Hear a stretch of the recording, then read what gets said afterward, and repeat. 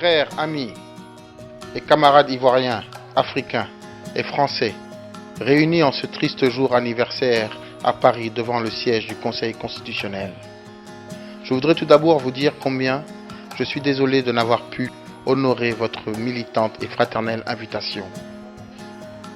Car s'il m'avait été possible de le faire, je serais venu m'entretenir avec vous de vive voix à plusieurs titres. En décembre 2010, comme tous les Africains, j'ai entendu le président Sarkozy bafouer la constitution ivoirienne et ordonner au président Laurent Gbagbo, élu et investi par le Conseil constitutionnel ivoirien, de quitter le pouvoir. J'ai pris alors position en faveur de Gbagbo Laurent. Je l'aurais fait en faveur de n'importe quel président de pays africain ainsi agressé. Car il ne m'échappait pas que le traitement infligé à Laurent Gbagbo avait vocation d'exemplarité. Qu'on nous montrait ainsi ce qu'il adviendrait du premier président nègre qui bougerait une oreille. Au Sénégal, cela me valut raillerie et suspicion. Comment pouvais-je ainsi soutenir un président qui gagnait les élections mais allait inévitablement perdre la guerre que la France ensuite lui ferait? De plusieurs pays africains me parvinrent des centaines et des centaines de messages et courriers de soutien. Vous n'êtes pas seul, me disait-il. Et je vous le dis aujourd'hui, vous n'êtes pas seul, frères ivoiriens. Nous sommes beaucoup plus nombreux que fin 2010, croyez-moi. De Côte d'Ivoire, en janvier 2011, je reçus ma première invitation officielle qui émanait de mon camarade à jamais, le général de la rue, Blé Goudé Charles. Un Charles Blé Goudé à qui je vous demande de transmettre mon amitié et tout mon soutien. Dites aussi à mon camarade Blé Goudé de serrer pour moi la main de Laurent Gbagbo. À Abidjan, je fus extraordinairement reçu. On m'invita à la télévision dans la même émission que Philippe Raymond, ce Français honnête et courageux, assassiné par les rebelles quelques semaines plus tard à Yamoussoukro. On me fit intervenir dans le stade de Marcory, face à plusieurs dizaines de milliers de personnes. Ce sont là des moments qu'un militant anticolonialiste ne saurait oublier, des moments de fraternité, politique, de communion panafricaine, qui aujourd'hui encore me donnent force et détermination.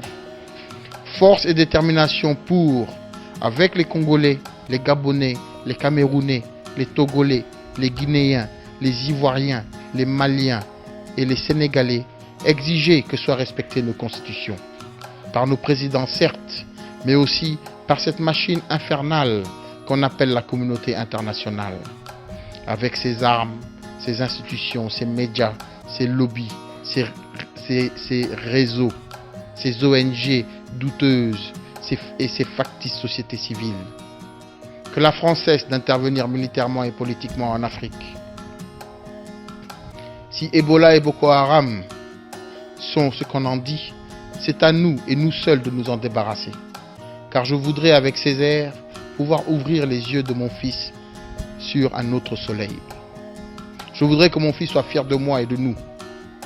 Que le FMI, que la Banque mondiale et autres ajusteurs structurels diaboliques cessent de réduire et de dévorer nos finances, nos armées, nos agricultures, nos ministères de l'éducation et de la santé.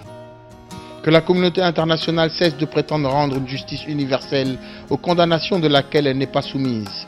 Les Palestiniens vont le découvrir très vite d'ailleurs. Depuis fin 2011, Laurent Gbagbo est incarcéré comme un vulgaire malfrat à La Haye, en attente d'un procès injuste, forcément injuste car illégitime. Au mépris des institutions nationales ivoiriennes, au mépris d'institutions africaines de justice qu'il est urgent et indispensable de structurer et de financer nous-mêmes. Prisonnier d'une cour qui punit avant même de juger et de condamner, une cour pénale qui, en fait d'internationale, est surtout blanche. Je veux dire par là que n'y comparaissent que des nègres déportés.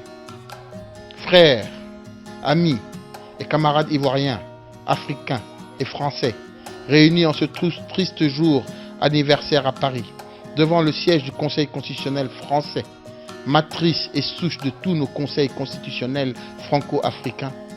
Si j'étais venu à Paris, je vous aurais dit de vive voix que le Front national de salut public soutiendra, initiera parfois et accompagnera toujours tout ce qui sera entrepris en faveur des institutions nationales et continentales africaines. L'Afrique a besoin de nous, à nous de la mériter. Nous sommes ensemble. Yafoyi.